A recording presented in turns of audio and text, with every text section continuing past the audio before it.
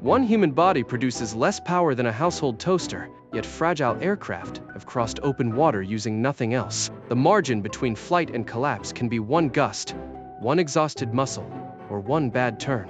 We are here to determine the GOAT of single-pilot fixed-wing human-powered flight.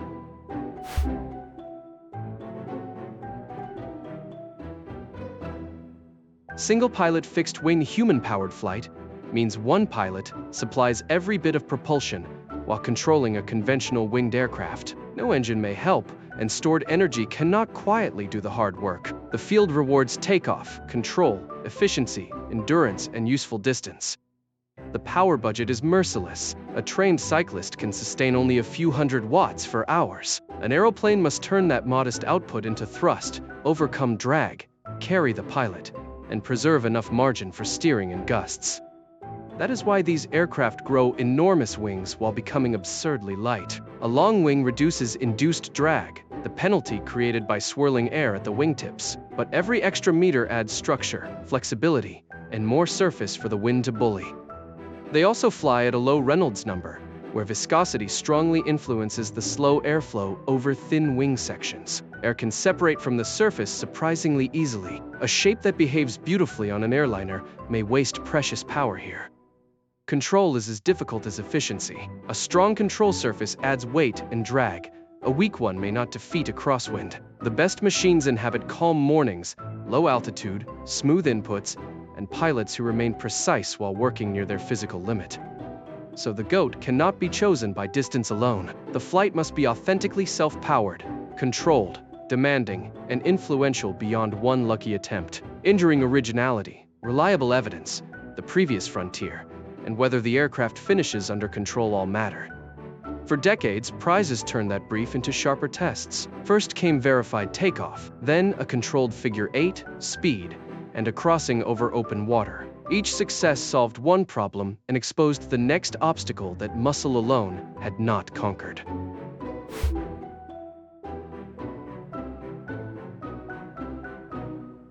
In November 1961, the Southampton University Man-Powered Aircraft, or SUMPAC, proved the basic dream was real. Gliding instructor Derek Piggott pedaled from rest and lifted clear of the runway. He completed the first officially authenticated takeoff and flight by a human-powered aeroplane. SUMPAC's first hop covered about 64 meters. Later flights went farther, but it never completed the turning course required for the Creamer Prize, a competition reward for a controlled figure 8. Its achievement was foundational. It crossed from assisted experiment into genuine flight, then revealed how much maneuvering remained unsolved. That control problem was cracked by Paul MacCready's Gossamer Condor. MacCready built a huge wire-braced aircraft that flew extremely slowly. He accepted its ungainly appearance and prioritized low weight over conventional strength or sleekness. With Brian Allen pedaling, the Condor completed the required figure 8 course in August 1977 and won the first Creamer Prize. This was sustained, maneuverable flight rather than a straight hop. The aircraft turned around 2 markers and returned under control. The deeper breakthrough was proving that an aircraft with almost no excess power could still complete a prescribed mission. Twisting the wing itself, called wing warping, and moving a forward control surface provided steering without a heavy conventional system. Human-powered flight had become controllable. Gunther Rochelt's Musculaire II attacked another weakness: speed. In October 1985, Holger Rochelt flew a measured course at about 44 kilometers per hour, a world record. The aircraft weighed only 24 kilograms and required roughly 250 watts. Musculaire II was smaller and cleaner than the great Gossamer machines. Fine carbon strands set in resin formed the carbon fiber structure. Carefully shaped surfaces converted the pilot's effort into velocity rather than mere survival. Human-powered aircraft no longer had to move at the pace of a determined jogger. But short course speed rewards power that cannot be sustained for hours. Its narrower wing and higher pace also traded away some gentle, low-power endurance. A long mission over terrain where stopping early was impossible demanded a different kind of excellence. The Gossamer Albatross supplied that mission. On the 12th of June 1979, Brian Allen left England in an aircraft made largely from carbon tubing and transparent film. 2 hours and 49 minutes later, he reached France, after the first human-powered crossing of the English Channel. The crossing covered nearly 36 kilometers, but the number misses the stakes. The Albatross flew beyond any convenient runway, while wind and fatigue changed continuously. A shortfall of a few kilometers would have turned a historic arrival into a recovery operation. Its structure was astonishingly slight. The broad wing produced lift at low speed, while the pilot drove a large propeller through a bicycle-like transmission. Every tube, wire, sheet of film, and movement served one purpose: spending human energy slowly. The Albatross completed a route the public immediately understood. It was not circling an airfield to satisfy a rule. It left one country and reached another, transforming a specialist engineering challenge into an unmistakable act of aviation. Its limitation was equally clear. The flight remained under 3 hours and just under 36 kilometers. It proved open water endurance possible, but not how pilot, structure, aerodynamics, and weather would behave when the route became several times longer. The strongest claim would need the Condor's control, Musculaire's refinement, and the Albatross's commitment over water. It would also need a pilot trained as part of the machine. The final test was no longer whether muscle could fly, but how far the whole system could be pushed.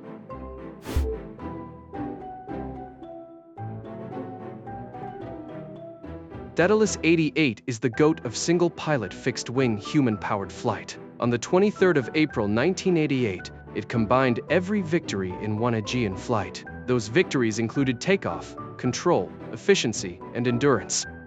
The project joined MIT students, faculty, alumni, engineers, physiologists, and elite cyclists. Its target echoed the Greek story of Daedalus: depart Crete under human power and reach Santorini. Might supplied the route, engineering had to make it survivable.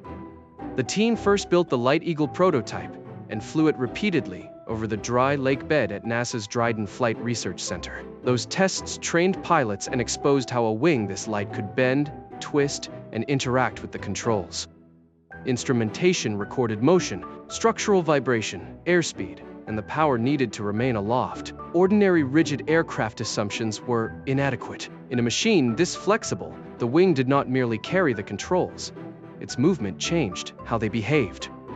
Aerodynamicist Mark Drella designed special airfoils, the shaped cross-sections of a wing, for low Reynolds number flight. The goal was not dramatic climb, but very low drag across the narrow speed range a cyclist could sustain. The design sought a lift-to-drag ratio near 40:1, meaning roughly 40 units of lift for each unit of aerodynamic resistance.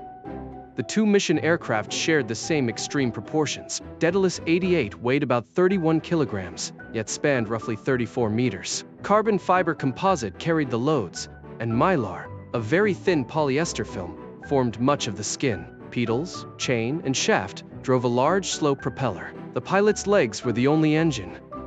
That engine needed engineering too. Producing roughly 200 watts for level flight meant releasing close to 1 kilowatt of body heat. Reflective covering reduced solar gain, an air scoop cooled the cockpit, and the pilot drank a prepared fluid at about 1 liter per hour. 5 elite cyclists learned to fly. They trained in gliders, a simulator, and the prototypes, while their conditioning was staggered, so someone would be ready when the weather opened. Kanelos Kanellopoulos, a Greek cycling champion and Olympian, drew the decisive shift. The aircraft and support equipment went to Crete, where the team waited for unusually calm conditions. A machine with a wing wider than many airliners could not depart on schedule. The weather window was part of the design, and patience became an unglamorous structural material.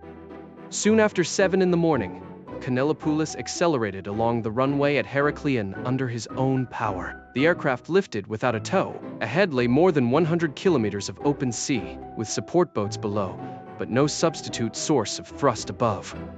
The flight stayed low over the Aegean, often only a few meters above the vessels. Kanellopoulos held a steady cadence, his pedaling rhythm, while making tiny corrections through changing air. Every unnecessary input consumed energy and disturbed the enormous wing. After 2 hours and 49 minutes, the flight passed the duration of the Gossamer Albatross crossing. That was not the finish. The old frontier had become merely a point along the route, with Santorini still ahead.